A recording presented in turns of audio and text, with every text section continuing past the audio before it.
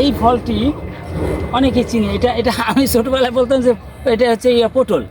হ্যাঁ, আমি বলতাম পটল, তো অনেকেই এটাকে বলে পাগলের গোটা। এখন আমি আপনাদের কাছে এইটুকু জানতে চাচ্ছি, মূলত এই ফলটার নাম কি এবং এই ফলটার উপকারিতা কী?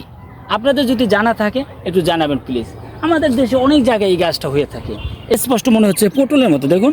আর যেটা পাইকে গেছে, এটি কত সুন্দর একটা কালার। এখন এটি কি খাওয়া যায় কি না আমি বুঝতেছি না। আমি ছোটোবেলায় ভাবতাম যে এটা পাগলের গোটা।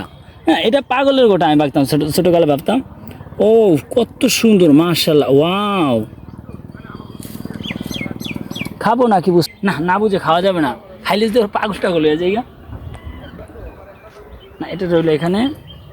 তো এখন প্রিয় বন্ধুরা, যে বিষয়টা বলতেছিলাম সেটা হচ্ছে গিয়ে এই গাছটা কি গাছ এবং এই ফলটা কি ফল, এটা যদি আপনাদের কেউ কারো জানা থাকে, এই যে একটা ফল, এই আপনাদের যদি কারো জানা থাকে প্লিজ একটু জানাবে যে এই ফলটা কি ফল, আপনারা জানেন কিনা। দেখুন অনেক হয়ে থাকে, এটা খাইতে সাহস পায় না, ভয়ে খাই না।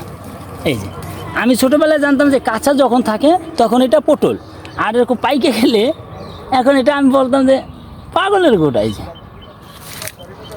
এখন এই ফলটা কি খাওয়ার যোগ্য কিনা একটু জানাবেন প্লিজ।